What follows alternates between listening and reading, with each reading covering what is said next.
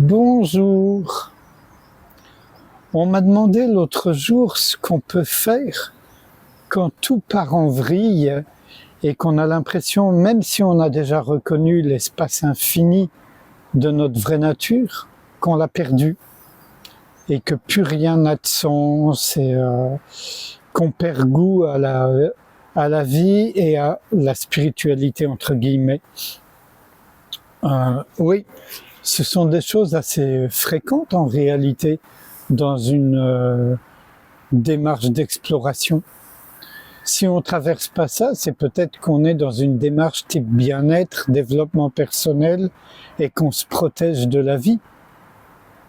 C'est-à-dire qu'on ouvre tout le temps le parapluie ou qu'on porte une armure pour nous protéger de ce que la vie nous offre, qui n'est pas toujours agréable. Et sachant qu'en plus, selon moi en tout cas, plus on avance dans une exploration sincère, honnête, plus il y a des choses qui remontent, des choses égoïques, des empreintes, on pourrait dire, qui remontent et qui sont douloureuses, désagréables, etc. Mais évidemment, quand on ne s'implique pas dans tout ça, parce qu'on voit que ce sont comme des bulles qui remontent à la surface, même si ce sont des bulles pesantes et sales, moches, selon nous, elles ne font que passer, c'est éphémère, et même si ça semble durer longtemps, n'empêche, ça finira par s'arrêter. Et ce qui demeure, c'est l'océan de la présence, de la tranquillité, du silence. Donc, plus on a foi dans ce silence, dans cet espace infiniment ouvert, parce qu'on l'a déjà reconnu ou pressenti suffisamment fort, au niveau, non pas conceptuel, mais vécu, ressenti, même si c'est pas à proprement parler un ressenti, bien que ça passe aussi par le corps. Donc quand on a vraiment ressenti, ça se peut qu'on ait à traverser tout ça aussi, mais on perd pas de vue cette magnifique splendeur de ce qu'on est vraiment, de ce qu'on est tous vraiment. Alors évidemment, ça peut évoquer, pour ceux qui l'ont lu, le poème absolument sublime de Jean de la Croix, La nuit noire de l'âme, où là, il perd toute foi, toute présence du divin, enfin voilà. Mais Jean de la Croix se rend compte que ça lui permet, en fait, de nettoyer d'une certaine façon les scories qui l'empêchent de réellement réaliser ce que les chrétiens peuvent appeler l'union avec le divin, l'union avec Dieu. Et donc c'est pas du tout quelque chose de négatif, mais au contraire. Voilà. Alors je ne suis pas chrétien, je ne suis pas du tout féru de toutes ces choses-là. Si j'ai lu ce poème, c'est parce que j'aime la poésie, et en particulier la poésie mystique, mais de toute tradition d'ailleurs. Mais là, j'aimerais juste dire ce que ça m'évoque dans une démarche d'exploration.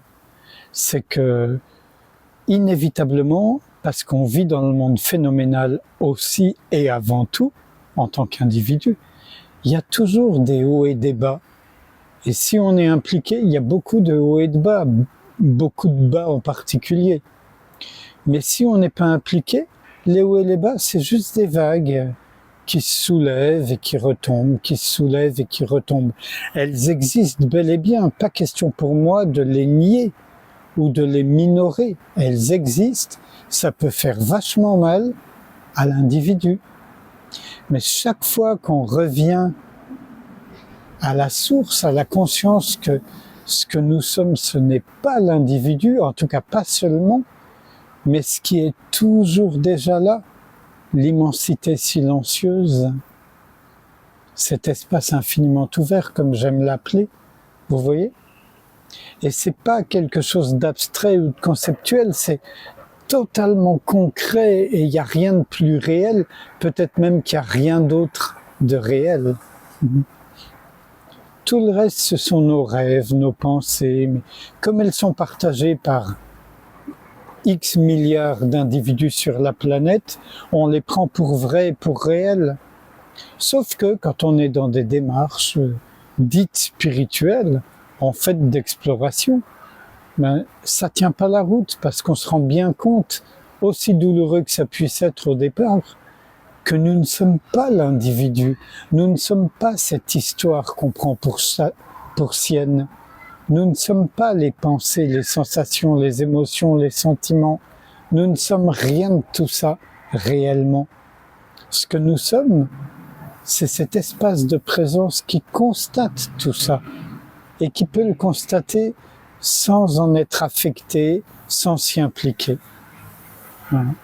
Je ne veux pas en dire plus pour aujourd'hui, mais sinon que la démarche, c'est vraiment, selon moi, la démarche, c'est vraiment de tout accueillir ce qui se présente à vivre, sans chercher à écarter quoi que ce soit, sans chercher à transformer quoi que ce soit, et sans chercher à retenir quoi que ce soit.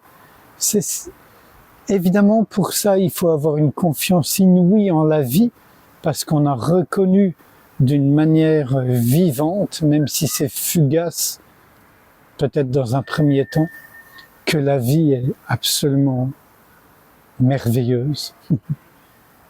Pas la vie phénoménale, ce que nous sommes vraiment, la vie qui donne forme à tout ce qui vit. Et donc, si vous le voulez bien, je vous invite à ce qu'on passe un instant ensemble en silence, sans s'impliquer dans rien, sans rien refuser, sans rien rechercher.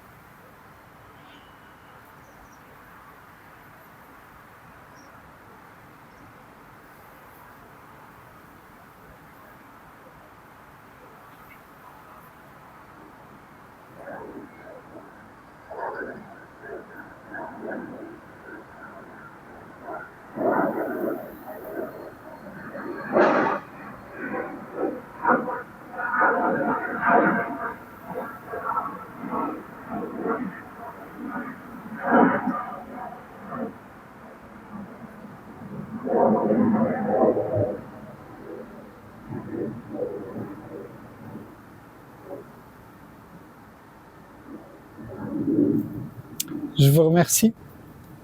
À bientôt.